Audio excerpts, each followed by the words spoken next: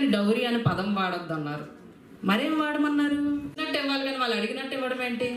ఇప్పుడు నా బర్త్డే అయితే నాకు చాక్లెట్ కొనివ్వని నేను అడుగుతానా? నా బర్త్డే కాబట్టి మీరు చాక్లెట్ కొనిస్తారా? కాబట్టి గిఫ్ట్ అడిగి బలవంతంగా తీసుకొని ఇవ్వకపోతే డౌరీ డెత్స్ జరుగుతున్నాయి. ఉత్తరప్రదేశ్ టాప్లో ఉంది మన దేశంలో. ట్యాక్స్ పేయర్స్ నా దగ్గర కూడా మాట్లాడారు.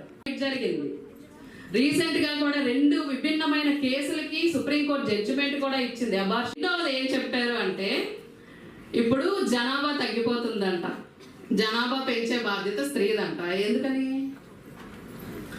బేసికల్ గా డీలిమిటేషన్ ఈ సంవత్సరం.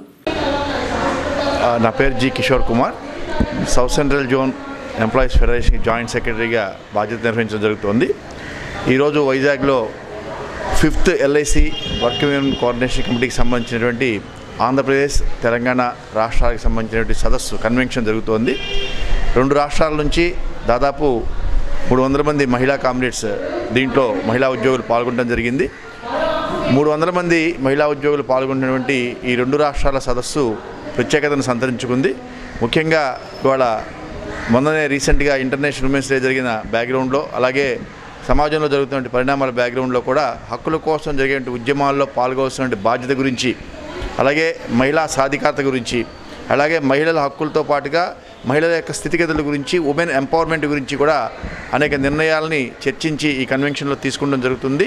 అలాగే అనేక అసంఘటిత రంగ కార్మికులు ఎవరైతే ఉన్నారో మహిళలు, వాళ్ళకి సంబంధించినటువంటి అనేక హక్కులు ఈ రోజున కార్మిక లేబర్ కోడ్స్ మార్చడం ద్వారా, లేబర్ కోడ్స్గా మార్చడం ద్వారా పోగొట్టుకోవడం జరిగింది.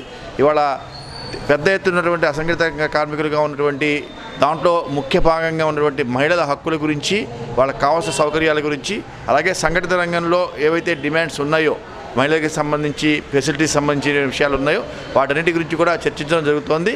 అలాగే ముఖ్యంగా మహిళల మీద జరుగుతున్నటువంటి అట్రాసిటీసు, దాడులు, అలాగే మహిళా సంరక్షణ, వాటికి సంబంధించిన అంశాల గురించి పెద్ద ఎత్తున చర్చ జరిగి మహిళలు మరింత సెక్యూర్డ్ వాతావరణంలో ఉండేందుకు కావాల్సిన చర్యలు, రెజల్యూషన్స్, నిర్ణయాలని ఈ 5th కన్వెన్షన్ తీసుకుంటుందని చెప్పి కూడా తెలియజేస్తూ, ఆల్ ఇండియా ఇన్సూరెన్స్ ఎంప్లాయీస్ అసోసియేషన్గా 5th ఉమెన్ కన్వెన్షన్ ఏదైతే జరుగుతుందో ఆంధ్రప్రదేశ్ తెలంగాణ రాష్ట్రాలకు సంబంధించి తీసుకున్నటువంటి నిర్ణయాలని, అలాగే రెజల్యూషన్స్ని ఏవైతే ఉన్నాయో వాటన్నింటినీ, ఆ తీర్మానాలని కూడా ముందుకు తీసుకెళ్లి యాజమాన్యాల దృష్టికి, ప్రభుత్వాలకి దృష్టికి తీసుకెళ్లి మహిళా సాధికారత కోసం జరిగినటువంటి ఉద్యమాల్లో, పోరాటాల్లో భాగస్వామ్యాలే చేస్తామని కూడా తెలియజేస్తున్నాం.